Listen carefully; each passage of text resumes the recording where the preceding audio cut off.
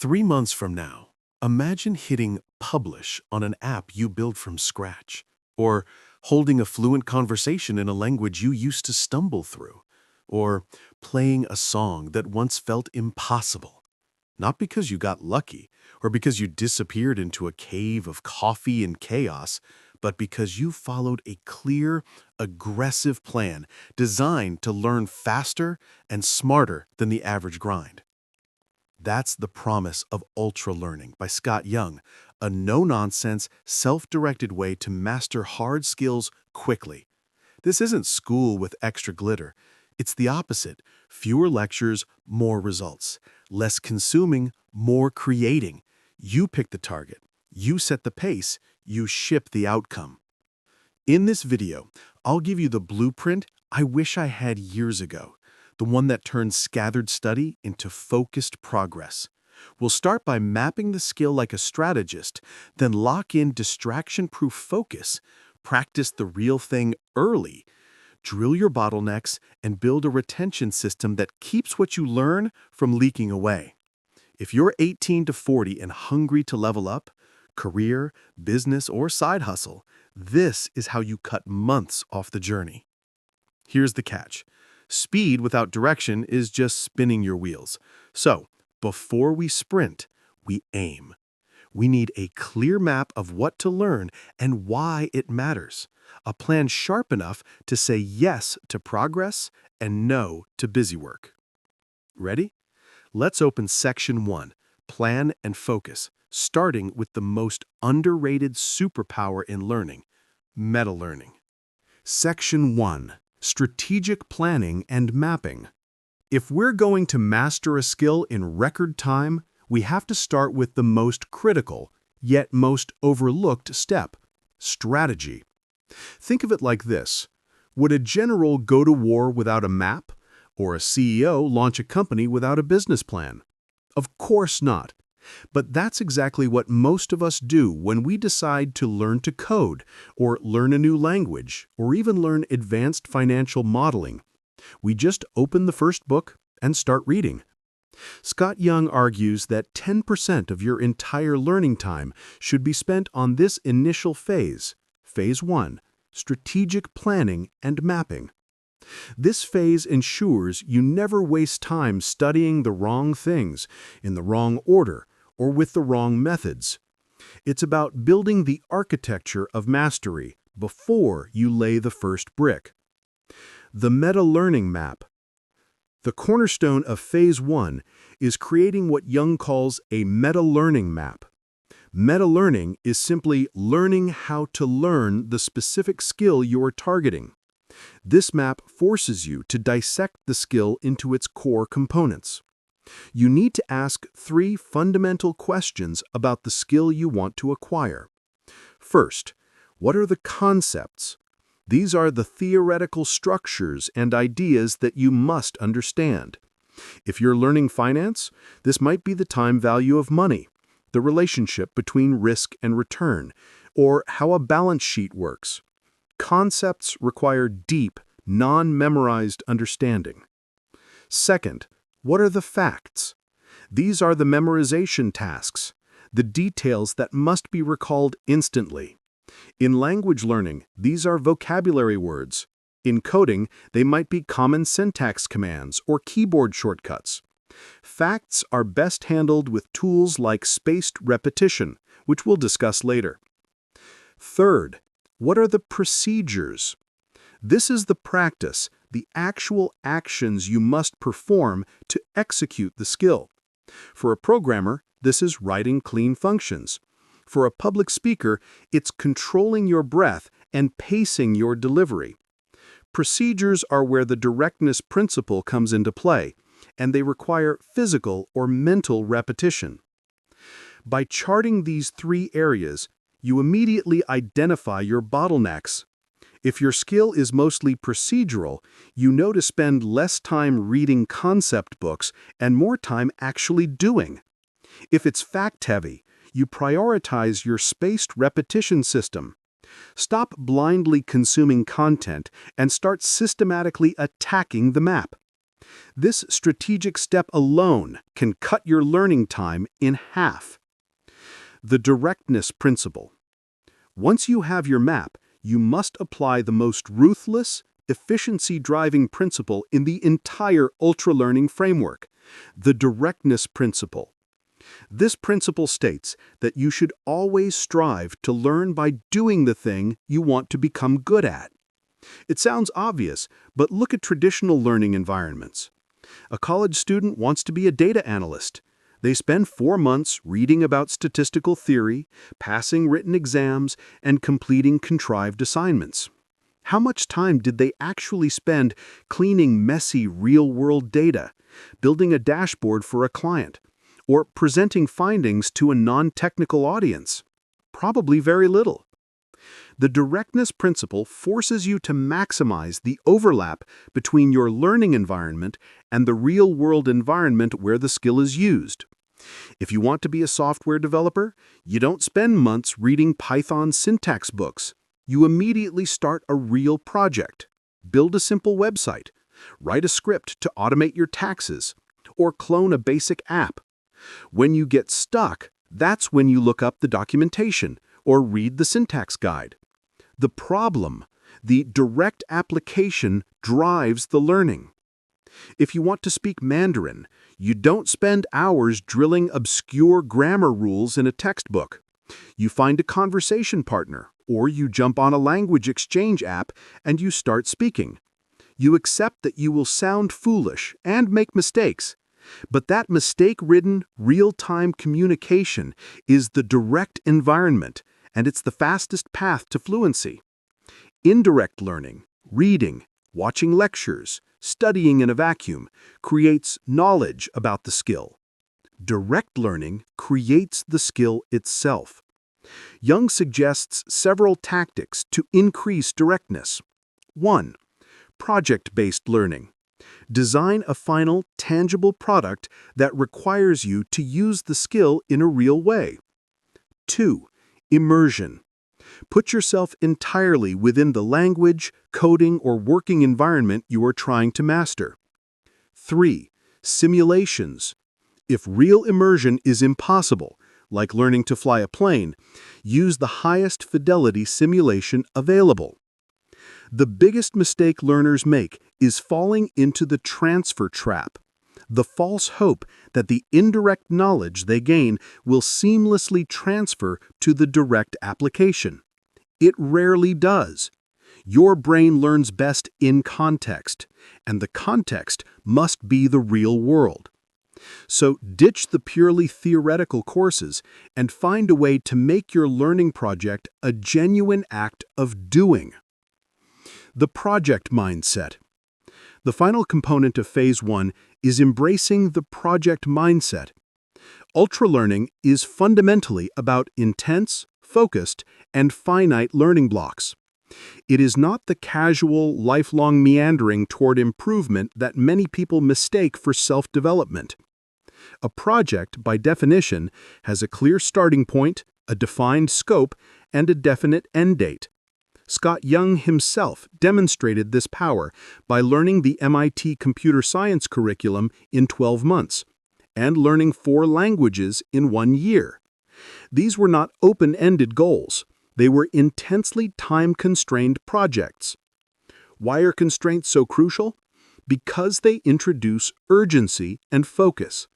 When you know you only have 3 months to learn basic data analysis for your new job, you stop procrastinating on the meta-learning map. You immediately prioritize direct learning methods, and you become ruthless about cutting out low-value activities. You enter a state of deep work because the clock is ticking. To implement the project mindset, 1. Define a clear outcome. The goal must be measurable. Not, I want to be better at Spanish, but I want to be able to hold a 30-minute conversation with a native speaker about current events by December 31st. 2. Set a deadline. Pick an aggressive but achievable time frame. The intensity of an ultralearning project is its competitive advantage. You might need to clear your calendar, reduce social commitments, or even take time off work. 3. Commit to intensity. Ultralearning is not casual. It requires deep, focused effort, what we call deep work, for extended periods. The compression of time makes the knowledge stick better and faster. By defining your scope, the map, ensuring your methods are effective, directness, and imposing urgency, the project mindset, you complete Phase 1. You are no longer just a passive reader. You are a strategic architect, ready to execute your personalized plan for accelerated mastery. Now that the strategy is set, we move to Section 2, Focused Execution, where we learn how to make every minute of practice count. Section 2. Focused Execution and Active Recall. We've set the stage. We know the destination thanks to the meta-learning map, and we've committed to the intense journey using the directness principle. Now we must dive into Phase 2, Focused Execution. This is where most casual learners fail because they confuse hours spent with results achieved. Ultra-learners know better. They replace passive consumption with 3 high-leverage principles designed to maximize learning per minute. The drill principle, attacking the weakest link. The drill principle is a surgical approach to practice. In any complex skill, be it playing the piano, scaling a business, or learning advanced mathematics, there are bottlenecks. There is always one part of the system that is holding the rest back. The average learner practices everything evenly. The ultra-learner identifies that single weakest link and spends 80% of their practice time attacking only that. A drill is an isolating exercise. Instead of practicing the full skill, you pull out a component and practice it intensely, separate from the whole. Consider a beginner programmer who's great at reading code and understanding logic, concepts, but painfully slow at writing syntactically correct code, procedures. The general method would be to build a full project, but the bottleneck is the slow typing and debugging of small errors. The drill principle says, stop building the big project for a few days. Instead, spend 5 hours solely on speed coding challenges or rewriting complex code snippets by hand, focusing on pure, rapid output and error-free syntax. If you are learning a foreign language and you understand everything in a conversation but cannot generate a fluent response fast enough, your bottleneck is retrieval speed. The drill is not to do more grammar exercises. The drill is to practice responding to prompts with a 2-second time limit, forcing speed over accuracy. This requires brutal honesty and careful self-assessment. What are you avoiding? What part of the skill makes you hesitate? That hesitation is your bottleneck. You must isolate it, exaggerate it, and attack it repeatedly until it is no longer the weak point. Only when you've successfully integrated that isolated component back into the whole do you move to the next weak link. The goal is always to practice at the edge of your competence, never in the comfortable territory of what you already know. The retrieval principle, the anti-rereading rule. This is arguably the single most important technique in all of accelerated learning. The retrieval principle is the antidote to the illusion of competence. What is the illusion of competence? It's the feeling you get when you highlight a textbook, or reread your notes, or passively watch a lecture video for the 3rd time. Your brain says, I recognize this information. It's familiar. Therefore, I must know it. But recognition is not the same as recall. You aren't learning, you're just experiencing fluency with the text, which tricks you into thinking you've mastered the content. The retrieval principle states, learning happens not when information goes in, but when it is successfully pulled back out. You must constantly force your brain to retrieve knowledge without external assistance. Every time you successfully recall a fact, concept, or procedure, the neural pathway for that memory gets stronger. If you are not testing yourself, you are not learning. Scott Young champions this method by advising us to ditch passive review and replace it entirely with active recall. Here are the most effective tactics for implementing the retrieval principle. The closed book summary. After reading a chapter or finishing a section of a lecture, close the book, close the computer, and write or recite everything you can remember about the topic using your own words. When you get stuck, that's where the learning is happening. Practice testing. If you are learning technical skills or preparing for certifications, practice tests are invaluable. But don't just grade them and forget them. Review the process of how you got the answer wrong, then test yourself on that specific concept again later. Flashcards, the Anki method. For facts and procedural steps, flashcards are king, but only if used correctly.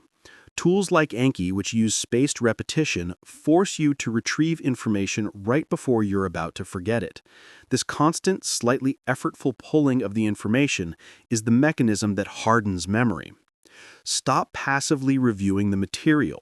Every moment of study must be a moment of active output. If you are not struggling to recall the answer, you are wasting your time. Struggle is the signal of growth. The feedback principle. Seek harsh, immediate, and frequent truth. Focus and retrieval are useless if they are based on flawed assumptions or incorrect practices. This is where the feedback principle comes in.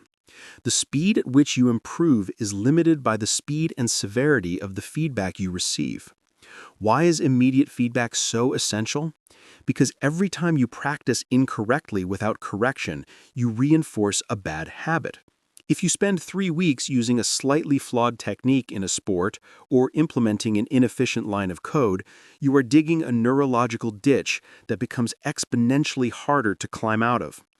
Immediate feedback corrects the mistake before the bad habit is cemented. Ultralearners actively seek out the harshest, most objective feedback available.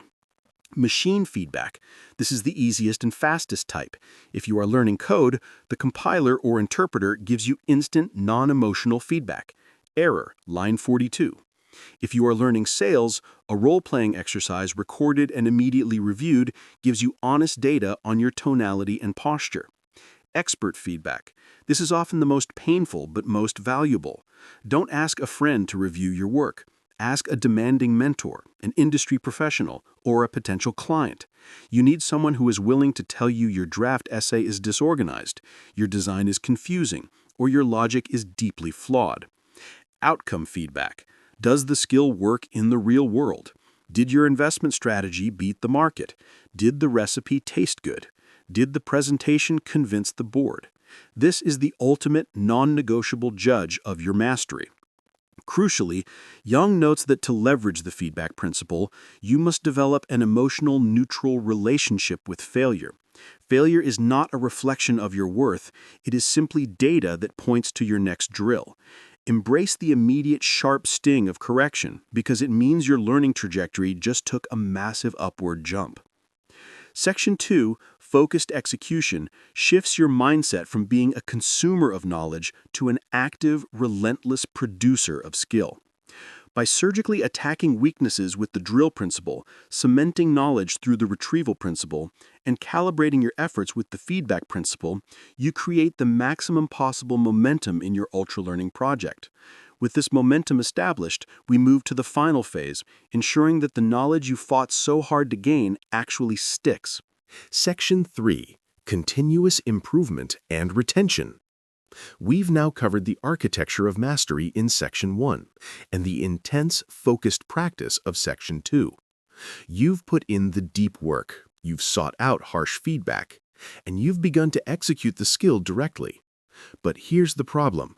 Without a deliberate strategy for retention and deep understanding, most of that hard-won knowledge will simply evaporate. Section 3 is where we ensure the knowledge sticks forever, and that your expertise is flexible enough to handle any new problem. We achieve this through the final 3 indispensable principles: retention, intuition, and experimentation. The retention principle, defeating the forgetting curve. The biggest enemy of any learner is Ebbinghaus's forgetting curve.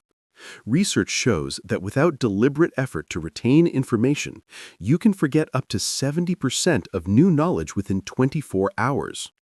The traditional method, cramming before an exam, works for the short term, but it leads to catastrophic forgetting the moment the pressure is off. The ultralearning approach combats the forgetting curve not by reviewing more, but by reviewing smarter. Specifically, by reviewing right before you would naturally forget.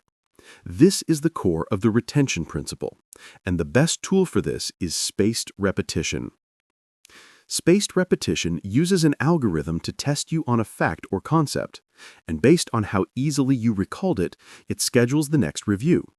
If you struggle, you see it again in minutes. If you nail it effortlessly, you won't see it again for days, then weeks, then months, and eventually years. This method uses the principle of desirable difficulty, the slight effort required to retrieve the information right on the edge of forgetting is what hardens the memory structure. To implement the retention principle effectively, you must systematize your review process. You cannot rely on willpower or luck. First, digitize your facts. Any piece of knowledge that is a fact from your meta-learning map, vocabulary, historical dates, formulas, syntax commands, must be entered into a spaced repetition system. The most popular and robust tool for this is Anki, which is free and widely used. Second, commit to the schedule. The algorithm will tell you exactly what you need to review that day. If you skip a day, the system breaks and the curve wins. This daily discipline, often just 15 to 20 minutes, is the ultimate difference between permanent memory and fleeting knowledge. The goal is not to stop forgetting entirely. That is impossible. The goal is to minimize the amount of forgetting that happens to your critical knowledge, ensuring that the foundational elements of your skill remain instantly accessible and ready for application. The intuition principle. Moving beyond procedures. Knowing how to do something is good. Knowing why it works is mastery. The intuition principle insists that an ultralearner must move beyond surface-level procedures and memorized facts to achieve deep structural understanding. This means synthesizing knowledge and understanding the fundamental why behind the rules. Beginners often get stuck in the surface trap. They follow the steps, the procedures, perfectly. But the moment a variable changes or a new problem appears, they are lost because they don't understand the underlying concepts. A master financial analyst doesn't just plug numbers into a discounted cash flow formula. They intuitively grasp how different inputs, like risk-free rate or beta, structurally change the valuation. A master coder doesn't just use a built-in library function, they understand the underlying algorithm and computational efficiency. The most famous and powerful technique for building intuition is the Feynman technique. The Feynman technique has 4 simple steps. Identify the concept. Choose the specific idea you want to understand deeply. Teach it to a child. Write down or verbally explain the concept as if you were teaching it to a 10-year-old using only simple language. Identify gaps. When you struggle to explain a part simply, you have found a gap in your understanding. Go back to your source material and study that specific gap until you can articulate it clearly. Once you have a simple explanation, organize your notes into a coherent narrative. Use analogies and metaphors to solidify the understanding. By forcing yourself to explain and teach the skill, you force your brain to create a structured model of the knowledge. You synthesize disparate facts and procedures into a cohesive, intuitive whole. When you understand the underlying structure, you gain the ability to troubleshoot, innovate, and transfer that skill to completely new contexts, the definition of true mastery. The experimentation principle. Personalizing the path. In Phase 1, we started by mapping out what we knew about the skill. In the final stage of the ultralearning project, we must challenge our assumptions about that map and the methods we've used. This is the experimentation principle. The ultralearner understands that every skill, every learner, and every project is unique. What worked for Scott Young learning 4 languages might not be optimal for you learning calculus. Therefore, you must become your own scientific manager, running A/B tests on your own performance. Experimentation focuses on 3 key areas. 1. Resource selection. Did you initially commit to a specific online course?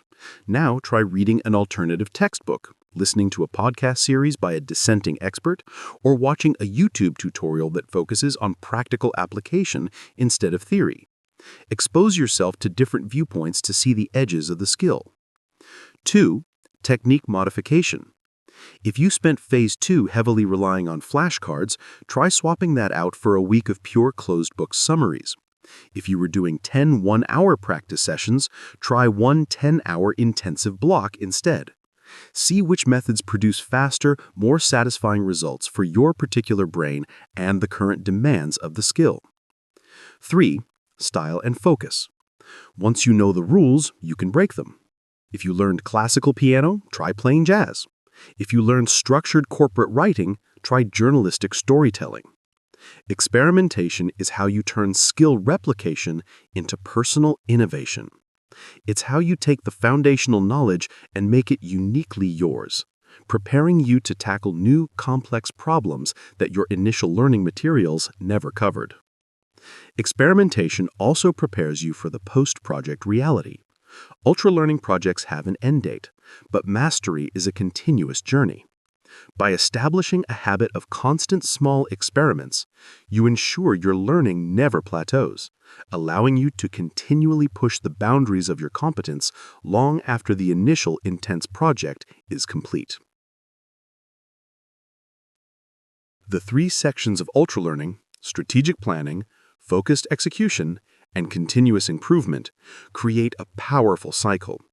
You map the skill, you attack it intensely and directly, and then you use science-backed methods like spaced repetition and the Feynman technique to secure that knowledge permanently. The result is a level of accelerated mastery that traditional learners simply cannot achieve.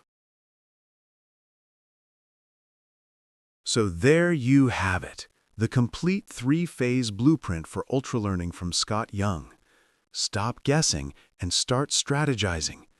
This isn't just about studying harder, it's about a complete mindset shift, moving you from passive consumer to active architect of your own knowledge. Remember the 3 phases that create the relentless cycle of mastery? Phase 1, strategic planning. Build your meta-learning map and commit to the directness principle. If you're not doing the skill, you're not learning it. Phase 2, focused execution. Drill your weaknesses, embrace the uncomfortable struggle of retrieval, and seek brutal, fast feedback. Struggle is the signal of growth. Phase 3, continuous improvement. Use spaced repetition to make knowledge stick forever, and the Feynman technique to build unshakable intuition.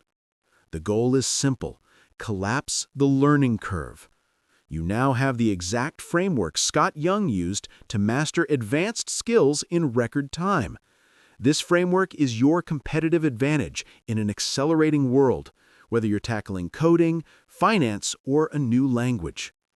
Don't let this video be another piece of passive consumption. It's time to choose. The most important question we have for you is this: what is the first intense, focused ultralearning project you are going to commit to starting next week? Let us know the skill you're tackling in the comments below. If this summary helped you design your personal path to mastery, please hit that like button to help more people discover the power of accelerated learning. And of course, subscribe for more deep dives into the books that grow your net worth and your skill set. Thanks for watching, and we'll see you in the next summary.